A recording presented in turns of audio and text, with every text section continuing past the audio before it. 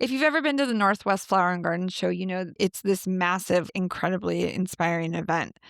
But what you might not know is how much work goes into building those gardens or even the whole show itself and how quickly this all has to happen. This week, I sat down with Lloyd, who's the garden coordinator. He has seen just about everything that can go wrong and right. If you've ever wondered what it takes to pull off something this big, this one's for you.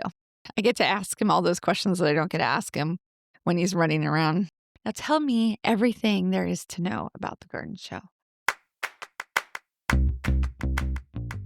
Welcome to the Relish Gardens podcast, where we have conversations about the intersection between the garden and your life and how all of those things are intertwined. How to care for your space, how to prune, basically everything that's related to the design, development, and keeping of a garden. I'm Claire Liddell Hanna, the founder and lead designer at Relish Gardens, where we build, design, and maintain beautiful gardens. Let's dig in. I always enjoy seeing Lloyd. I love being part of the energy that is the garden show. We say it's chaos, but really it's just energy. It's just intensified energy within a really short period. And it's the closest I can liken it to as a dance. Thanks for coming, Lloyd. For those out there that aren't aware of your role at the garden show, can you give us a little bit of an insight of what it is that you do at the garden show? I'm Lloyd Glasscock. I'm the garden coordinator for the Northwest Flower and Garden Festival in Seattle. I'm curious about what this time right before the show is like for you. Are you feeling the same energy that we're all feeling?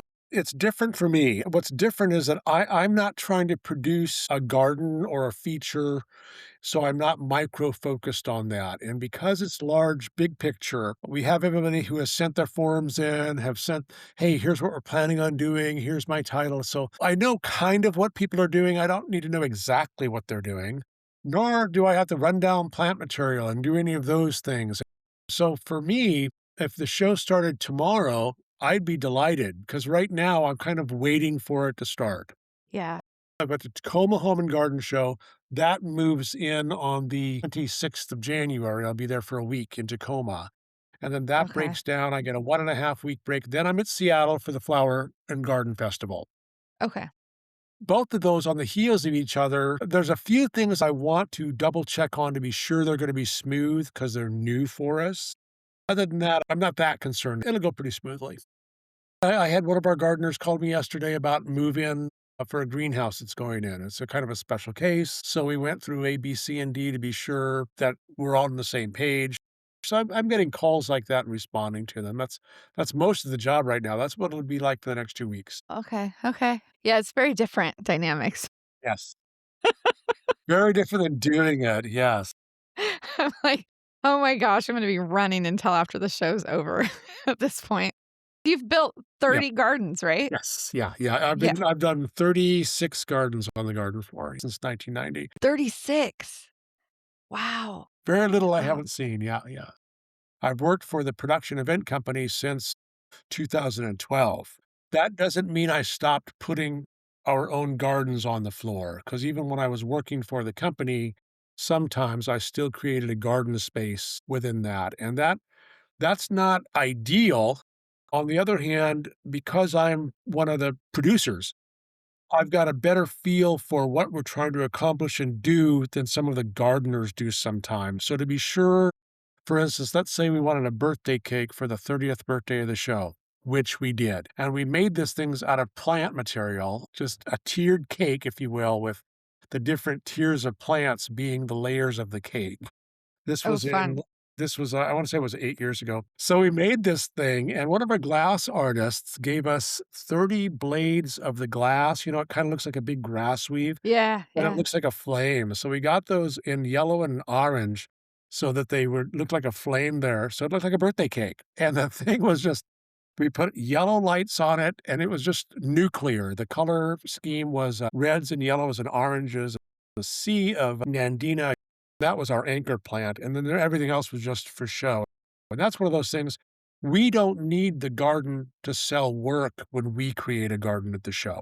Right. It can It's be, different. yeah, it can, in this case, it was a color bomb. Nobody would ever, ever put this in their landscape. But people did ask about some of the plant material. So we did have to have the plant material labeled.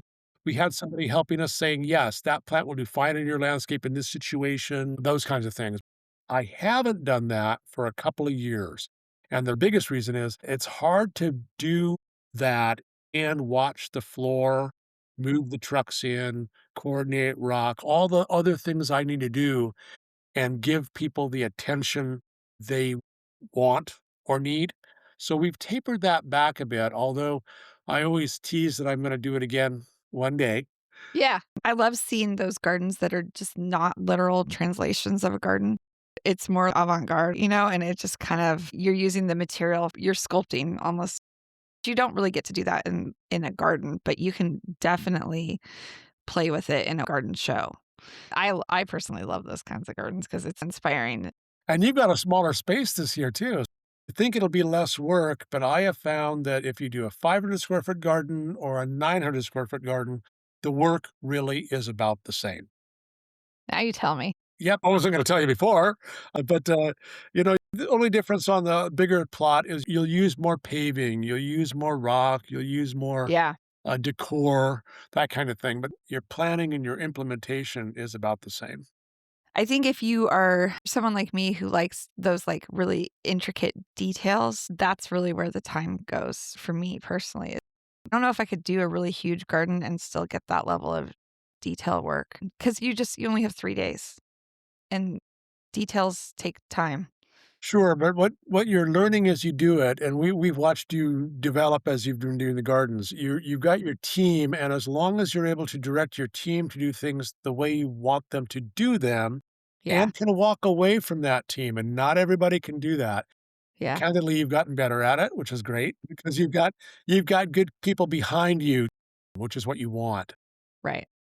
We got a couple gardeners of the show who've done it for, I think, 15 years, Susan Brown and James Sprague, who've got it down to a science with their team. Yeah.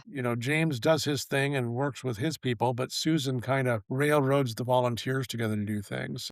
And the Okay. division of labor works very, very well for them. So it's not all on one or the other because that's hard. Yeah, that's hard. Do people ask you about, like, "Well, how does this translate to my garden?" Because that's really what people are coming to look for is, like, Yes. ideas to take home and put in their garden, right? I'd say probably a third of the people are doing that. I would Okay. speculate two-thirds of the people that come to the show are coming to shop for stuff or to be entertained. They Okay. may be coming for a certain plant material. They may be wanting to see some new plant materials or something like that. I was in Philadelphia and, let people know, "Hey, I'm from Seattle. Tell me why you came to the Philadelphia Garden Show." These 4 ladies were there, and I said, "Oh, so welcome to the show. Can you tell me why you came out?" "Oh, we came to see all this stuff. We love coming to the show. We love to see these gardens." "Oh, so are you gardeners yourselves?" And she got this horrified look on her face, and she goes, "Oh my god, no, we're not gardeners. We just wanted to come and see the pretty flowers and the pretty gardens." "Okay, well, good, enjoy." We get a lot of folks that are in that boat. They just wanna see something pretty. Well, especially in February when it's Yes. Yeah. not necessarily super fun outside. It's something to kinda come and do and be entertained, and I don't know. One of the reasons the show originally was set up in February years ago by Dwayne Kelly was that it's that lax time of year. You're done with Christmas, you're through January, it's been the doldrums, everything is evergreen or ever bare depending on your landscape. Right. And so the Flower and Garden Festival gave you a jolt. The other challenge is if you do it too late in the season, even late March, people Mhm. can't participate. Once you start encroaching on Easter, the nurseries are busy, everybody else is busy. Claire, you wouldn't be able to do it in March. You'd be too There's no busy. way. There's Yeah, no yeah. way. So Yeah. February is a good time for people to be able to do it. Yeah. If you have a maintenance firm, your maintenance firm is not doing much. Devonshire Landscapes, who's helping us do some plantings and such this year. He said, "Well, my guys are needing something to do." So for them, Mm. it's a Yeah. great time. But if it was later in February or early March, they wouldn't be able to do it. Yeah, 'cause it's everything just starts picking up. I mean, that was one of the reasons why we've done it too is because it's another thing for our team to do. It'll be interesting this year because we have this Oakland dash San Francisco-like weather we've been having this year. So wild. And it'll be interesting to see what it does for the season. Because today I think it's 50 what is it, 57 degrees at my house? Yeah, it's warm. Yeah, yeah, it's nutty warm. There's some plant material already that we were gonna use that usually is a backup I have for some of the plantings that we can't use now. They're not gonna have any flowers. There's They've already bloomed. Yesterday, yeah, I was looking and all the witch hazel's yeah, already it's done, already yeah. in bloom. I've got 2 in the landscape right now that are beautiful, and Yeah, they're some gorgeous. The witch hazel is definitely one of those things that is blooming and generally at the garden show yes. and you see lots of them. And it's beautiful, but it'll be spent by then. A lot of the gardeners, yourself, I'm sure, have planned your plantings, and you're thinking, "Oh, I've been thinking about these plantings since November," or whatever Yeah, it is. And you're thinking, "I've got this scheme to do this, and it's gonna be this, and isn't it gonna be great?" And then we have a winter like we're having this year, where at least half the palette you were gonna use, you can't use it now. you have to Or pivot. if you do, it's not gonna look quite right. This is a very different year than anything I've seen, and this is what my 5th garden show from the behind the scenes. A few years ago, they couldn't get the witch hazel to bloom in time for the show. Yeah, it was blooming the last day. I do remind people that the interior building is approximately 65 degrees every single Yeah. day, 24 hours a day. Some folks who don't think the material is gonna pop, normally it will.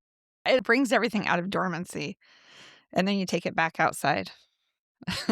These poor plants. When I was actively doing the gardens, people said, "What's your garden theme gonna be?" And I give them the bare bones of what our theme was and what we're thinking of doing, but I never mentioned any plant material. And even now, I get all the PR forms from all the gardeners who tell me what they're gonna try to accomplish.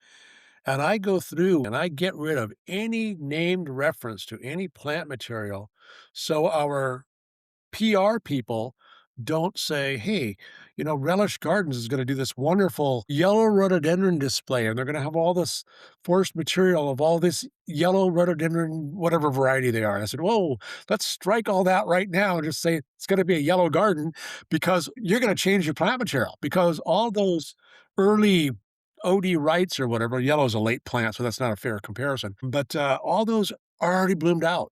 So we pull out the names of plant material from the PR forms. So when I started, I was a volunteer, and it was through Lake Washington Tech and the program that they have there. Is that the only way people really volunteer, or do you have other ways that people come through the show as far as volunteers? We like them to be affiliated with a garden of some sort. Fancy Plants, that's James Sprague's company. They actually contact a few relatives, and then some of their customers come and work at the show. Really? And so Really? that's how they approach that.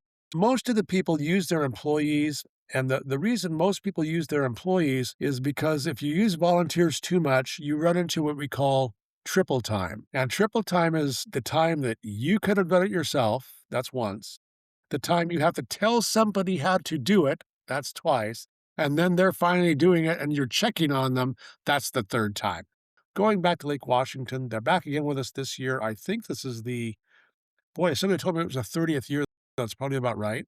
The interesting thing about that program, they started by doing their own garden space. So they actually had a garden Really? at the show back in the day, yes. And it was a decent recruitment tool, but Don Marshall, the instructor at the time, said, a better recruiting tool would be for us to loan, quote unquote, our students to the different gardeners, because then they're hopefully getting somebody who may be able to give them work after they graduate and give them Yeah. real hands-on experience.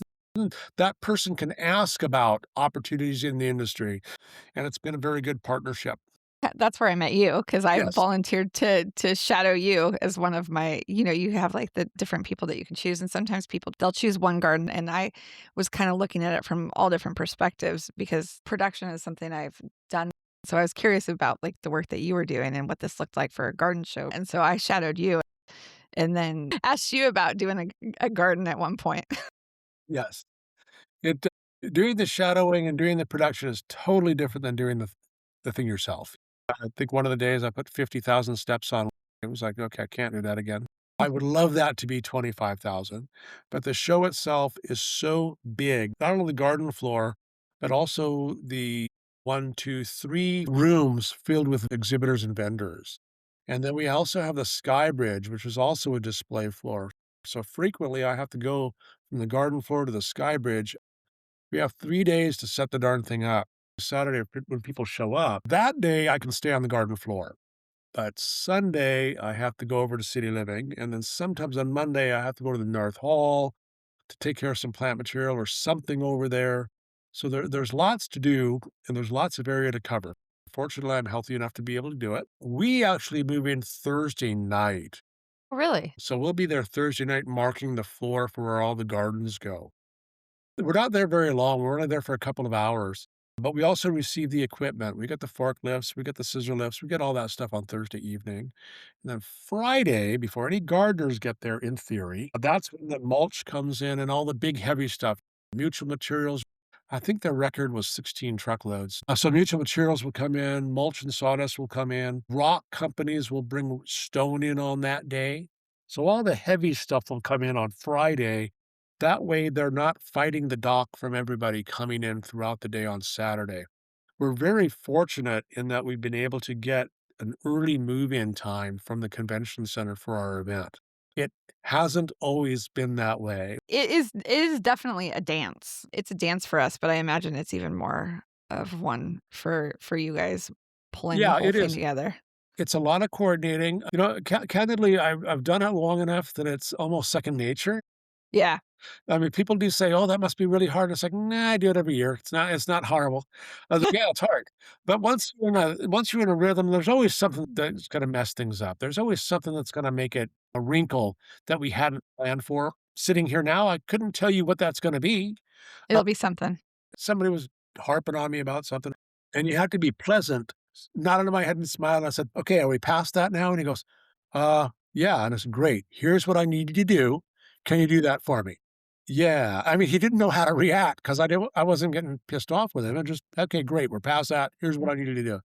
And Let's one of move our on. other gardeners, Joel Pratt from Nature Perfect, was there. And, he's waiting quietly, patiently for me while I'm dealing with this character. He goes finally, I said, "Joel, what can I do for you?" He goes, "Oh, I just wanna keep watching. So, could I be like you when I grow up?" Are you keeping an eye out? And I I mean, out. obviously, that's where the steps are coming Yeah, from. we're walking the floor all the time. We talk to the gardeners throughout. Saturday, I don't bother them too much. They're busy, they're offloading a lot of things. But Sunday, midday, I go around a little bit more and just kind of watch and then ask, "Hey, how are you tracking?" And that's a hard thing for some people to answer because they don't really know. Or they say, "Oh, I think I'm doing okay." And I'm okay, we'll see how they're doing. One garden did not finish what they had intended, so they got as close as they could. Their lead on the construction had a heart attack. Not fatal, but still. So Monday, they're not gonna finish. He's done a lot of builds.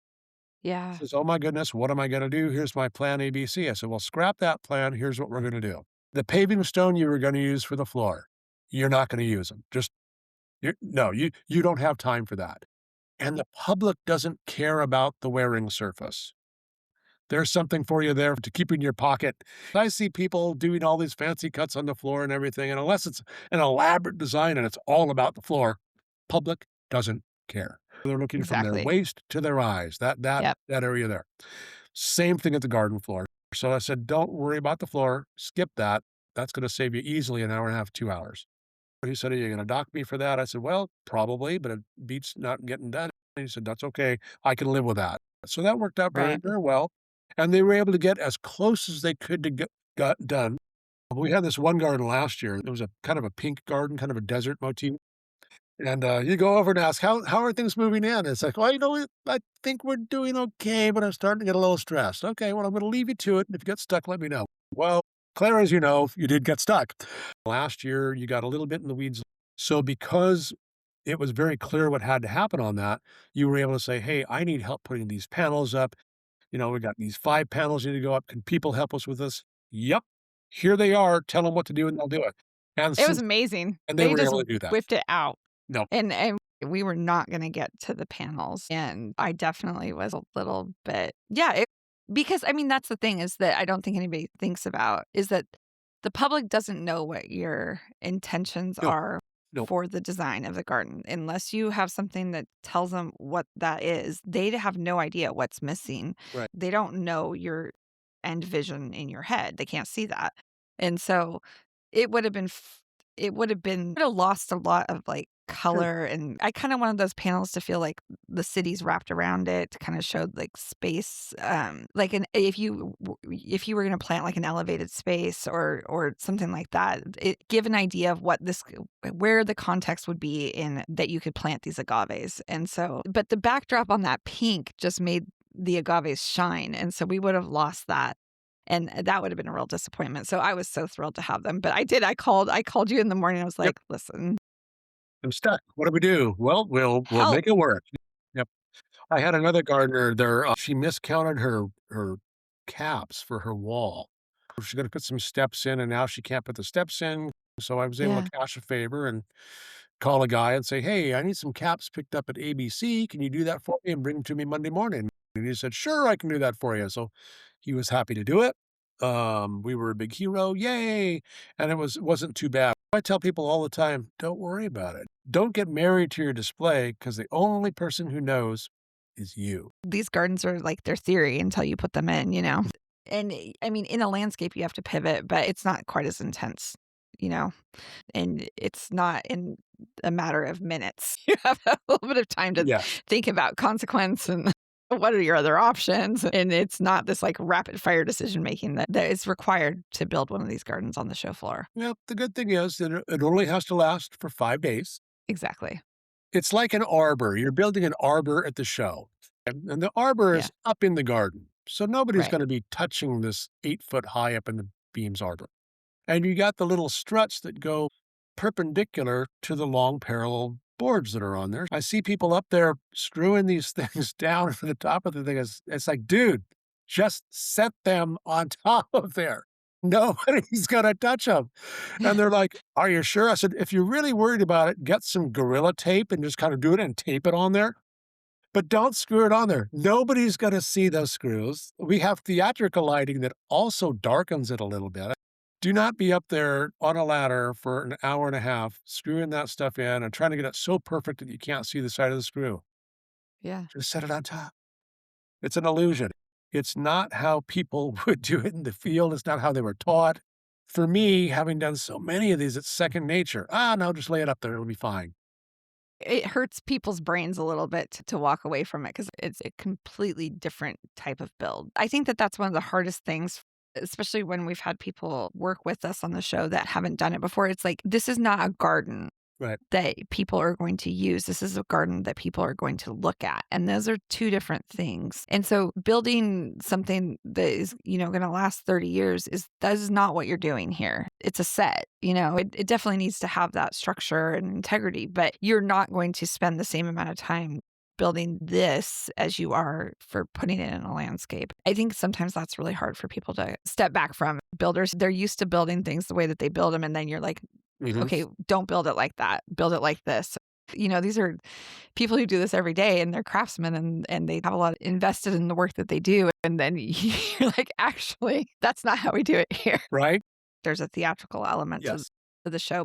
It is really about putting on a show as much as it is about gardening. Yes. Well, I don't know. Is it equalized? Is it balanced? No, it's definitely putting on an event. You get a lot of people who wanna see the gardens and wanna see how pretty they are. We get folks who say, "Well, a garden would never be planted this thickly." Well, maybe yours wouldn't be, but mine certainly is. So, you do get that comment sometimes. "Hey, I wish the gardens were lighter. Why do you have the lights down so low?" And we let them know, well, the gardener chooses their lighting.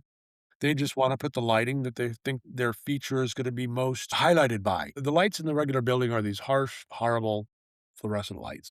We had them dimmed in 2020. Everything was washed out in gray. It was not what we were looking for. And we were trying to find a balance between the floor being a little lighter versus the floor being darker with the theatrical lighting. It just didn't work. So we're constantly looking at it. It is not a small expense, but it does help make the show. Well, it's how you set the scene. It's not just about like highlighting the materials, it's No. also about like telling a story. You set the scene Yes. in a space. I've seen them at twilight and there's glasses of wine on the table and so they're trying to tell a story. Yes. The And best so gardens do. When you're entering that room with that theatrical lighting and the lights down from the foyer or even from one of the other marketplaces, you know you're entering a special place. I love it when the lighting comes on. For me, during the show build is like it's kind of a pivotal moment. You know, I like it because I stand outside the garden when those lights come on, and then I'm able to see what I need to work on and what I don't need to work on. Okay. Because there are shadows and there's certain things that aren't gonna be highlighted. You didn't want them Right. highlighted anyway. There are Right. certain flaws that you're not gonna be able to see. It's like a magician's trick. The flaw may be obvious if you know where it is, but over here, we're highlighting this basin with this thing, so you don't even look over there. There's always been something I would have liked to have fiddled on a little bit longer, and sometimes you just have to Yeah. just take a step back and go, that's not gonna be seen. You can always fiddle more, and it's like knowing when to stop and when to like, step back and say, "Enough is enough." In any sort of creative act, I think that that's always a hard place for people. In anything you do, you self-edit. When you're making dinner, you self-edit. So that's the same thing with this. Don't let perfect be the enemy of good. Just do your best with it. We've got beautiful displays every year. Very rarely do we have a lemon. Even on my watch, we've had a few lemons. It happens. How many gardens do we have this year? Plenty. 20. We have 26. Really? Yeah, what happened, during the in 21, we didn't have a show because of COVID, and then in 22, because we needed to fill the garden floor, we went ahead and had the gardens be more islands as opposed to people right next to each other. We used to have people buddied up right next to each other a lot more. Well, in 22, we had the islands, and then all the gardeners, they liked the On an islands. island. They didn't wanna be next to each other. It's easier and it's harder. It's a double-edged sword. If you're right up next to somebody, you have to work with them. You have to be sure your elevations are gonna be alike. "Hey, what are you gonna use between us?" There's lots of questions to be answered. Now, after 22, everybody sees these individual gardens. Everybody wants an individual garden. Well, the floor has to have a certain amount of width between the garden spaces. That's Okay. mandated by the city of Seattle for movement. So we only have so many we can fit. We do get people ask, "Hey, there used to be 25 gardens." I had a lady arguing with me last year, and I said, "Well, yes, I know, but the square footage of garden space is the same." How many people kinda come through the garden show? We have between 55 and 60,000 people. Really? Yeah, before the internet, we had, I think one year we had 90,000. We had to have one-way traffic up and down the aisles. It was horrible. But the internet changed the way people go to shows like this. We have so much to see. People are coming for different reasons. We've done tons of surveys on this stuff. Probably 5 to 6% of the people maybe will say they're looking for a landscaper.